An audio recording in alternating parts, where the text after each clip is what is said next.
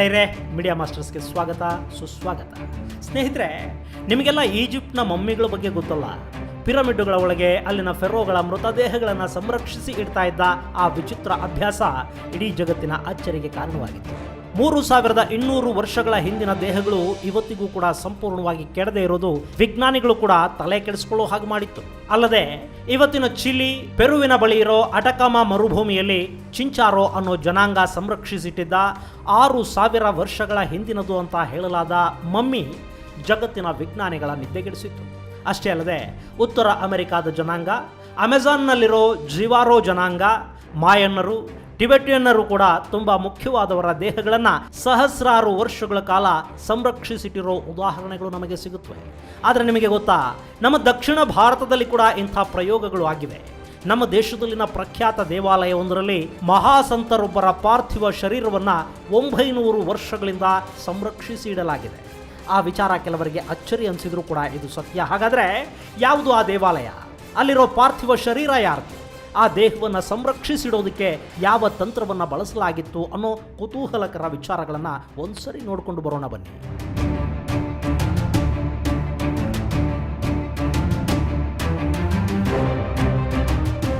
ಗೆಳೆಯರೆ, ಅದು ದಕ್ಷಿಣ ಭಾರತದಲ್ಲಿನ ಅತಿದೊಡ್ಡ ದೇವಾಲಯ.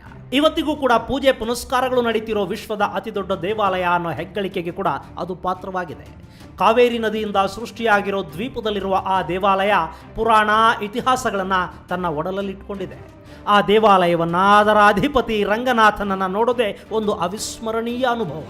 ಆ ದೇವಾಲಯ ಯಾವುದು ಅನ್ನೋದು ಈಗಾಗಲೇ ಸಾಕಷ್ಟು ಜನರಿಗೆ ಗೊತ್ತಾಗಿರಬಹುದು. ಅದೇ ಶ್ರೀರಂಗಂ ದೇವಾಲಯ. ಶ್ರೀರಂಗಂ ಅಂದ ಕೂಡಲೇ ನಮಗೆ ತಕ್ಷಣ ನೆನಪಾಗೋದು ವಿಶ್ವವಿಖ್ಯಾತ ದೇವಾಲಯ, ಅಲ್ಲಿರುವ ಎತ್ತರದ ಗೋಪುರ ಹಾಗೂ ರಂಗನಾಥ ಸ್ವಾಮಿಯ ವಿಗ್ರಹ. ಇದೆಲ್ಲದರ ಜೊತೆಗೆ ಶ್ರೀರಂಗಂನ ಇತಿಹಾಸವನ್ನು ನೋಡ್ತಾ ಹೋದರೆ ಅಲ್ಲಿ ನಮಗೆ ಮಹಾಸಂತರೊಬ್ಬರ ಬಗ್ಗೆ ಮಾಹಿತಿ ಸಿಗುತ್ತೆ. ಆ ಮಹಾಜ್ಞಾನಿಗಳು ಬೇರಿನ್ಯಾರೂ ಅಲ್ಲ, ಅವರೇ ಶ್ರೀ ವೈಷ್ಣವ ಪಂಥದ ಸಂಸ್ಥಾಪಕರು, ವಿಶಿಷ್ಟಾದ್ವೈತವನ್ನು ಪ್ರತಿಪಾದಿಸಿದ ಮಹಾಮಹರು ಶ್ರೀ ರಾಮಾನುಜಾಚಾರ್ಯರು.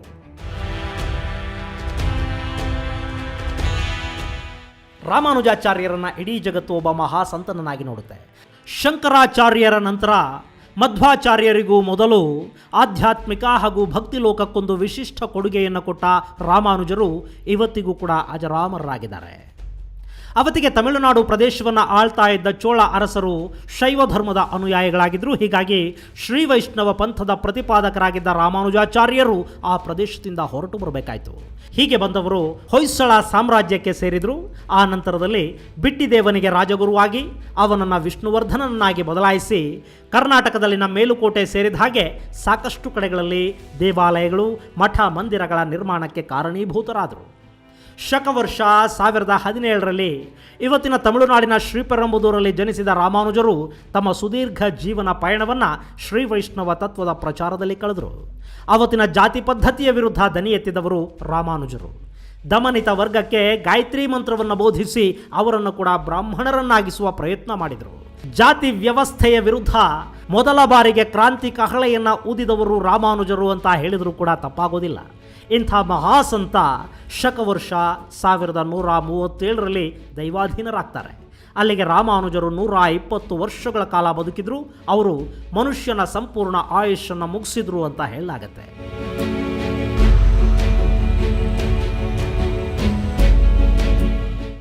ಇಂಥ ಮಹಾಸಂತನ ದೇಹತ್ಯಾಗದ ನಂತರ ಅವರ ಶರೀರವನ್ನು ಏನು ಮಾಡಲಾಯಿತು ಅನ್ನೋ ಪ್ರಶ್ನೆ ಸಾಕಷ್ಟು ಜನರನ್ನು ಕಾಡುತ್ತೆ.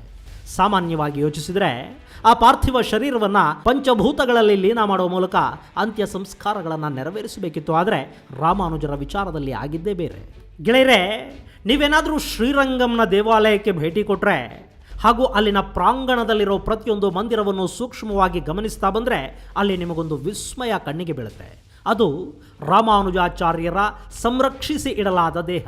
ಹೌದು, ರಾಮಾನುಜಾಚಾರ್ಯರು ಇಹಲೋಕವನ್ನು ತ್ಯಜಿಸಿದ ನಂತರ ಅವರ ದೇಹವನ್ನು ಸಂರಕ್ಷಿಸಿ ಇಡಲಾಗಿದೆ. ಹಾಗೂ ಆ ದೇಹ ಇವತ್ತಿಗೂ ಕೆಡದೆ ಹಾಗೆ ಉಳಿದಿದೆ ಅನ್ನೋ ಅದ್ಭುತ ವಿಷಯ ಶ್ರೀರಂಗಂ ದೇವಾಲಯದಲ್ಲಿ ನಮಗೆ ಗೊತ್ತಾಗುತ್ತೆ.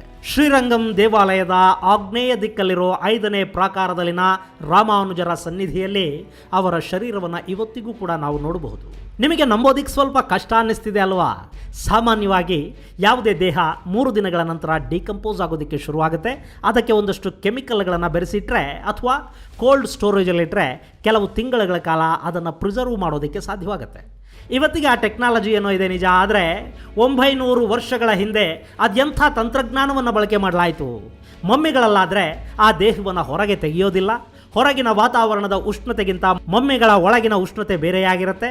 ಅಲ್ಲಿ ಕೂಡ ಶರೀರಗಳಿಗೆ ಬಟ್ಟೆ ಸುತ್ತಿ ದೇಹ ಕೆಡದ ಹಾಗೆ ಕೆಲ ಸಂರಕ್ಷಕಗಳನ್ನು ಬಳಸಿ ಪಾರ್ಥಿವ ಶರೀರವನ್ನು ಮುಚ್ಚಿಡಲಾಗುತ್ತೆ. ಆದರೆ ಶ್ರೀರಂಗಂನಲ್ಲೇ ಹಾಗೇನೂ ಮಾಡಿಲ್ಲ. ರಾಮಾನುಜರ ದೇಹವನ್ನು ಎಲ್ಲರಿಗೂ ಕಾಣೋ ಹಾಗೆ ಕುಳಿತಿರುವ ಭಂಗಿಯಲ್ಲೇ ಸಂರಕ್ಷಿಸಿಡಲಾಗಿದೆ. ಅಚ್ಚರಿಗೆ ಕಾರಣವಾಗಿರುವ ಅಂಶನೇ ಇದು. ಈ ರೀತಿ 900 ವರ್ಷಗಳಿಂದ ಸಂರಕ್ಷಿಸಿ ಇಡಲಾಗಿರುವ ಆ ಶರೀರಕ್ಕೆ ಯಾವುದೇ ರೀತಿಯ ಇವತ್ತಿನ ಕೆಮಿಕಲ್ಗಳನ್ನು ಬಳಕೆ ಮಾಡಿಲ್ಲ. ಬದಲಾಗಿ ಶ್ರೀಗಂಧ ಮತ್ತು ಕೇಸರಿಯನ್ನು ಬಳಸಿ ಆ ದೇಹವನ್ನು ರಕ್ಷಿಸಿಡಲಾಗಿದೆ. ಇವತ್ತಿಗೂ ವರ್ಷಕ್ಕೆ 2 ಬಾರಿ ಶುದ್ಧ ಕರ್ಪೂರ, ಶ್ರೀಗಂಧ ಮತ್ತು ಕೇಸರಿಯ ಮಿಶ್ರಣವನ್ನು ಆ ಶರೀರಕ್ಕೆ ಲೇಪನ ಮಾಡಲಾಗತ್ತೆ. ಆ ಲೇಪನ ಕೇಸರಿ ಬಣ್ಣವನ್ನು ಪಡೆಯುತ್ತೆ ಅಷ್ಟೇ. ಆನಂತರ ಇನ್ಯಾವುದೇ ಕೆಮಿಕಲ್ಲು ಇಲ್ಲಿ ಬಳಕೆಯಾಗುವುದಿಲ್ಲ.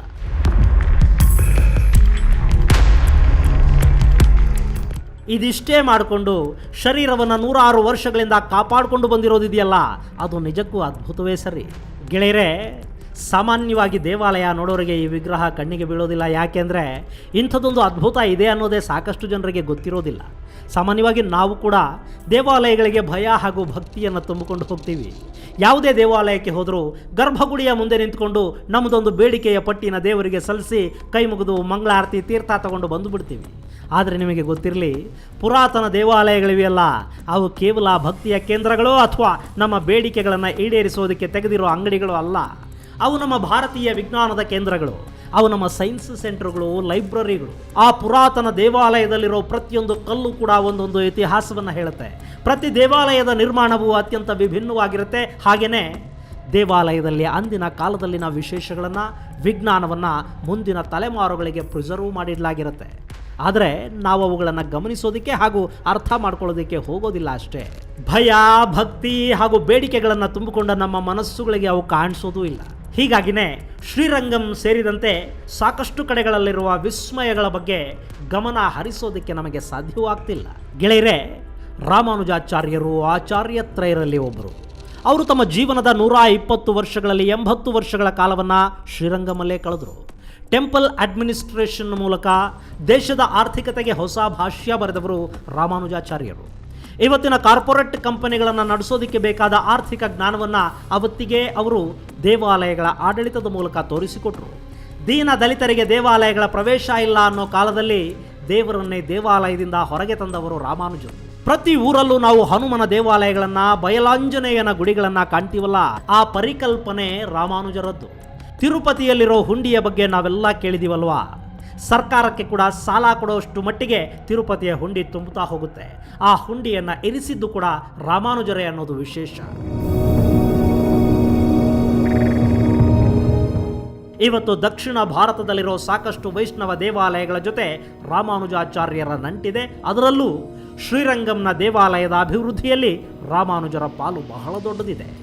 ಸ್ನೇಹಿತರೆ, ಈ ಶ್ರೀರಂಗಂ ದೇವಾಲಯ 817ರಲ್ಲಿ ಅಂಬಿ ಅನ್ನುವ ಹೆಣ್ಣು ಮಗಳಿಂದ ನಿರ್ಮಾಣ ಆಗಿತ್ತು. ಗೆಳೆಯರೇ, ಈ ಶ್ರೀರಂಗಂ ದೇವಾಲಯದ ಬಗ್ಗೆ ಶಕಪೂರ್ವದ ತಮಿಳು ಸಂಗಮ ಸಾಹಿತ್ಯದಲ್ಲಿ ಸಾಕಷ್ಟು ಉಲ್ಲೇಖಗಳು ಸಿಗುತ್ತವೆ. ಇದನ್ನು ಚೋಳ ಅರಸರು ನಿರ್ಮಾಣ ಮಾಡಿದರು ಅಂತ ಹೇಳಲಾಗುತ್ತೆ. ಆ ನಂತರ 1ನೇ ಶತಮಾನದ ಸಂದರ್ಭದಲ್ಲಿ ಪ್ರವಾಹಕ್ಕೆ ತುತ್ತಾದ ಈ ದೇವಾಲಯ ಭಾಗಶಃ ನಾಶವಾಯಿತು. ಅದಾದ ಮೇಲೆ ಶಕವರ್ಷ 817ರಲ್ಲಿ ಹಂಬಿ ಅನ್ನೋ ರಾಜನರ್ತಕಿ ಈ ದೇವಾಲಯವನ್ನು ಮರು ನಿರ್ಮಾಣ ಮಾಡಿಸ್ತಾಳೆ. ಆ ನಂತರದಲ್ಲಿ ದೇವಾಲಯ ಅಭಿವೃದ್ಧಿಯನ್ನು ಕಾಣ್ತಾ ಹೋಗುತ್ತೆ. 11ನೇ ಶತಮಾನದಲ್ಲಿ ರಾಮಾನುಜರು ಇಲ್ಲಿಗೆ ಬಂದ ನಂತರ ದೇವಾಲಯದ ಸ್ವರೂಪ ಸಂಪೂರ್ಣವಾಗಿ ಬದಲಾಗುತ್ತೆ. ನಾವಿವತ್ತೇನು ನೋಡ್ತಾ ಇದ್ದೀವಿ ಶ್ರೀರಂಗಂನ ದೇವಾಲಯ, ಇಲ್ಲಿ ಸುಮಾರು 6 ಮೈಲಿಗೂ ಅಧಿಕ ದೂರದವರೆಗೆ ಗೋಡೆಗಳನ್ನು ನಾವು ಕಾಣಬಹುದಾಗಿದೆ. 17 ಗೋಪುರಗಳು, 50 ಮಂಟಪಗಳು, 9 ಕಲ್ಯಾಣಿಗಳನ್ನು ನಾವಿಲ್ಲಿ ಕಾಣ್ತೀವಿ. ಈ ದೇವಾಲಯದಲ್ಲಿ 7 ಪ್ರಾಕಾರಗಳಿದ್ದು 1000 ಕಂಬಗಳ ಮಂಟಪ ನೋಡುಗರ ಕಣ್ಮನಗಳನ್ನು ಸೆಳೆಯುತ್ತೆ. ಇಲ್ಲಿರೋ ರಾಜಗೋಪುರ ಏಷ್ಯಾದಲ್ಲೇ ಅತಿ ದೊಡ್ಡ ರಾಜಗೋಪುರ ಅನ್ನೋ ಹೆಗ್ಗಳಿಕೆಗೆ ಪಾತ್ರವಾಗಿದೆ. ನಿಜಕ್ಕೂ ಈ ದೇವಾಲಯ ಮಾನವ ನಿರ್ಮಿತ ಅದ್ಭುತಗಳಲ್ಲಿ ಒಂದು ಅನಿಸುತ್ತೆ. ಇಂಥ ಅದ್ಭುತದ ಒಳಗೊಂದು ಮಹಾದ್ಭುತವನ್ನು ನೋಡುವ ಆಸೆ ನಿಮಗೂ ಇದ್ದರೆ ಶ್ರೀರಂಗಂಗೆ ಭೇಟಿ ಕೊಡಿ. ಅಲ್ಲಿರೋ ದೇವಾಲಯವನ್ನು ನೋಡುವುದರ ಜೊತೆಗೆ 900 ವರ್ಷಗಳಿಂದ ಸಂರಕ್ಷಿಸಿ ಇಡಲಾಗಿರುವ ರಾಮಾನುಜರ ಶರೀರವನ್ನು ಕೂಡ ಒಮ್ಮೆ ನೋಡಿಕೊಂಡು ಬನ್ನಿ. ಗೆಳೆಯರೇ, ಗೋವಾದ ಚರ್ಚೊಂದರಲ್ಲಿ ಇಟ್ಟಿರುವ ಪಾದ್ರಿ ಕ್ಸೇವಿಯರ್ ಅವರ 400 ವರ್ಷಗಳ ಶರೀರದ ಬಗ್ಗೆ ಮಾತಾಡೋ ನಾವು, ಅದನ್ನೇ ಒಂದು ವಿಸ್ಮಯದಂತೆ ಕಾಣೋ ನಾವು, ಅದಕ್ಕಿಂತಲೂ 500 ವರ್ಷ ಹಳೆಯದಾದ ರಾಮಾನುಜರ ದೇಹದ ಬಗ್ಗೆ ಮಾತು ಕೂಡ ಆಡೋದಿಲ್ಲ. ನಮ್ಮ ಹಿರಿಯರ ವಿಜ್ಞಾನವನ್ನು ನಾವು ಅರ್ಥ ಮಾಡಿಕೊಳ್ಳದೇ ಇದ್ರೆ, ಅದರ ಬಗ್ಗೆ ಅಭಿಮಾನವನ್ನು ಬೆಳೆಸ್ಕೊಳ್ಳದೇ ಇದ್ರೆ, ಮುಂದಿನ ತಲೆಮಾರುಗಳು ಕೂಡ ಬೇರೆಯವರನ್ನ ಹೊಗಳುತ್ತಾ ಅನ್ಯರ ಸಾಧನೆಯ ಪ್ರಶಂಸೆಯಲ್ಲೇ ಮುಳುಗುತ್ತಾ ಬದುಕನ್ನು ಕಳಿಬೇಕಾಗತ್ತೆ.